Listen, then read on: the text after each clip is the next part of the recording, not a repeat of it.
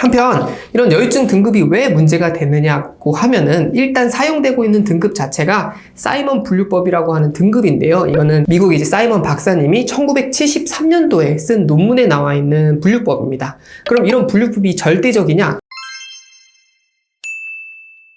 안녕하세요. 아베크 성형외과의 박성훈 원장입니다. 이번 영상은 말도 많고 탈도 많은 여유증 등급에 대해서 한번 정리해 보겠습니다. 우리가 여유증 같은 경우 2018년도부터 건강보험이 적용이 되기 시작을 했는데요. 근데 이게 건강보험 적용이 됐을 때 보건복지부 고시에 따르면 일정한 기준이 있습니다.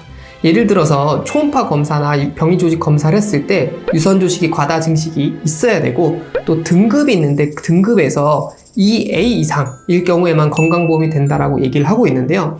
이런 건강보험 등급 같은 경우는 우리가 보험을 적용을 받느냐 안 받느냐도 또 중요하지만, 환자분들이 개인적으로 들고 있는 회사의 사보험 같은 경우 이게 보험이 적용이 돼야지 또 여유증의 시비 환급을 받을 수 있기 때문에 또 굉장히 민감한 문제가 되는 것 같습니다. 그러면 이런 여유증 등급 같은 경우는 왜 있느냐 하면은, 우리가 모든 질병은 중등도가 있습니다. 예를 들어서 대표적으로 암 같은 경우는 우리가 잘 알다시피 1기, 2기, 3기, 4기 이렇게 4가지 분류법을 쓰고 있고, 또 각종 암에 따라서는 그 안에서도 2기 안쪽에서 뭐 A, B, C 이렇게 등급이 나뉘는데요.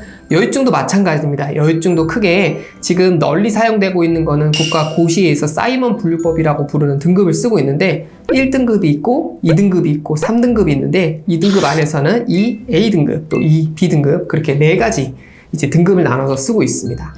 한편 이런 여유증 등급이 왜 문제가 되느냐고 하면은, 일단 사용되고 있는 등급 자체가 사이먼 분류법이라고 하는 등급인데요. 이거는 미국 사이먼 박사님이 1973년도에 쓴 논문에 나와 있는 분류법입니다. 그럼 이런 분류법이 절대적이냐? 꼭 그렇지는 않습니다. 제가 논문을 하나 준비를 했는데요. 2017년에 나와 있는 저희 PRS라 그래서 가장 권위가 높은 성형외과 학회지에 나와 있는데, 여기에 보면은 자이네코마스티아 클래시피케이션이라 그래서 여유증 클래시피케이션 등급에 대해서 나와 있습니다. 우리 이런 논문에서도 이게 지적하고 있는 것 중에 하나가, 여기서는 11가지 분류법을 얘기를 했는데요. 이렇게 분류법이 많다라는 것은 어느 한 가지가 굉장히 객관적이고 정당성이 있다, 그런 얘기가 아니라는 뜻이기도 합니다. 그래서 여기서도 사이먼 분류법에 대해서 얘기를 하고 있는데, 이런 분류법 자체가 어떤 영상의학적인 검사를 통해서 뭐 몇 cm 몇 cm 이렇게 기준이 있는 게 아니라, 이거를 판단하는 것이 임상의의 진찰을 통해서 판단이 됩니다. 예를 들어서 사이먼 분류법 같은 경우 금융감독원에서 나온 자료가 하나 있는데요. 예를 들어서 1등급 같은 경우는 유방비대가 심하지가 않고 유륜 주변에 유선만 약간 부풀어 있는 경우, 젖꼭지만 살짝 부풀어 있는 경우를 얘기를 하고 있고, 2등급부터는 중등도의 유방비대가 있고 또 피부 처짐이 있다, 이렇게 얘기를 하고 있어요. 그러면 어느 정도가 유방비대가 있는 거고 어느 정도가 피부 처짐이 있는 거냐, 그런 거에 대해서 절대적인 기준이 없고, 또 이런 것들이 어떻게 보면 사람이 비만이 있거나 아니면 피부가 늘어진 40대 이상의 조금 나이가 있는 환자일 경우에는 더 많이 처질 수도 있고, 또 살이 찌면 또 많이 가슴이 튀어나와 보일 수가 있기 때문에 이렇게 약간 주관적인 요소들이 많이 포함이 되어 있습니다. 그래서 문제가 되는 것 중에 하나가, 이 여유증의 등급을 판정을 할 때 이것을 보는 임상의 판단에 따라서 자의적으로 해석이 되다 보면은, 어떤 사람은 1등급이라고 볼 수 있고, 어떤 사람은 같은 환자를 2A 등급이라고 볼 수도 있고, 2A가 아니다 이건 2B다 라고 얘기할 수도 있는 거거든요. 그러다 보니까 이런 것들이 등급에 있어서 어떤 사람은 건강보험 적용이 충분히 되는 2A 이상이라고 볼 수도 있지만, 다른 데로 자문을 받아보면 이거는 아니다, 이건 1등급이기 때문에 건강보험이 적용이 될 수가 없고 또 실비 환급도 받을 수 없다, 이렇게 자꾸 다툼이 조금 일어나는 것 같습니다. 그래서 이런 것들 같은 경우 아무래도 주관적인 요소가 있다 보니까 이것을 판단하는 어떤 가이드라인 같은 것들에 되는 논문들이 있는데요. 제가 찾은 논문 중에 하나는 닥터 로리가 쓴 2002년에 나와 있는 여유증 등급에 대한 논문이 하나가 있습니다. 이 논문에서는 실제로 환자 각각 등급에 따라서 보여주고 있는데 한번 살펴보도록 하겠습니다. 사이먼 1등급 같은 경우 사진입니다. 지금 보시다시피 가슴 전체적으로 부풀어 있진 않은데 젖꼭지 자체, 유륜 자체가 약간 튀어나와서 있는 부분이 보일 수가 있어요. 그래서 이럴 경우는 가슴이 많이 튀어나온 건 아니지만 유륜만 부풀어 있을 때 1등급이라고 볼 수 있고요. 2A 등급 같은 경우는 이렇게 늘어지거나 처진 것은 아닌데 가슴 자체가 약간 원뿔형처럼 뾰족하게 튀어나온 경우, 이 정도만 돼도 2A라고 충분히 판단을 하기도 합니다. 한편 피부 처짐이 있는 2B 등급 이상일 경우에는 지금 보시는 사례처럼 가슴이 약간 좀 튀어나오고 이제 볼륨감도 있지만은 우리가 밑에 주름 있잖아요. 주름 같은 것들이 살짝 보이는 단계라고 보시면 되고, 이것보다 등급이 올라가는 경우는 이제 누가 봐도 약간 조금 비정상적으로 가슴이 처져 있다 라고 볼 수가 있고, 아까 앞서 보였던 1등급과 2A, 2B 등급 같은 경우는 약간 그레이 영역, 우리가 약간 회색 지대처럼, 이거는 어느 사람이 판단하기에 따라서 이쪽에 갈 수도 있고 저쪽에 갈 수 있고, 그렇게 약간 그렇게 구분되는 구분이 있습니다.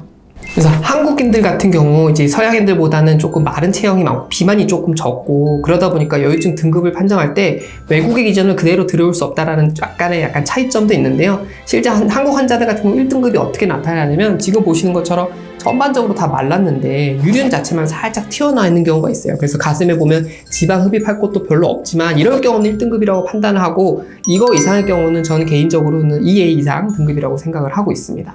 그래서 여유증 같은 경우, 이런 등급 같은 경우가 절대적인 것은 개인적으로는 아니라고 생각을 합니다. 예를 들어서 나는 1등급이니까 조금 스트레스를 덜 받고, 나는 4등급이니까 뭐 더 스트레스를 많이 받고 더 질병에 가깝고, 그런 것은 아니기 때문에 그런데요. 암 같은 경우는 이제 진단에 따라서 1기인지 2기인지 3기에 따라서 치료법이 달라지기도 하고 또 실제 예후가 달라지기도 하는데요.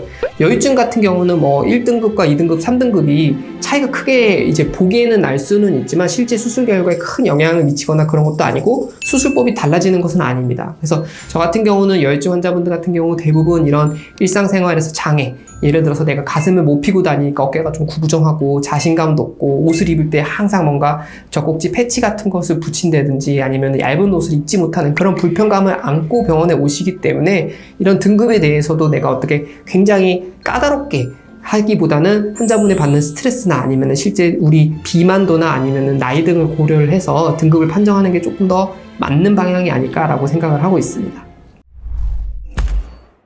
오늘 영상은 여유증의 등급에 대해서 한번 살펴보았고요. 개인적으로 아쉬우면 이런 등급 같은 경우는 1973년도에 개발된 사이먼 등급 이후에 계속 발전이 되어 왔기 때문에, 우리가 이런 보험 적용에 있어서도 어떻게 보면 조금 더 최신에 가까운 이런 등급을 쓰면 좋을 것 같은데, 너무 옛날, 횟수로 따지면 이제 50년 전 등급이잖아요. 50년 전 등급을 사용하다 보니까 설명도 좀 불충분한 부분도 있고, 사람의 이제 의사의 자의적인 판단이 조금 들어갈 수 있는 부분들이 많기 때문에, 이런 부분은 조금 더 보완이 돼서 좀 많은 여유증 환자분들이 수술에 적용을 조금 받을 수 있게 확대가 됐으면 하는 바람이 있습니다.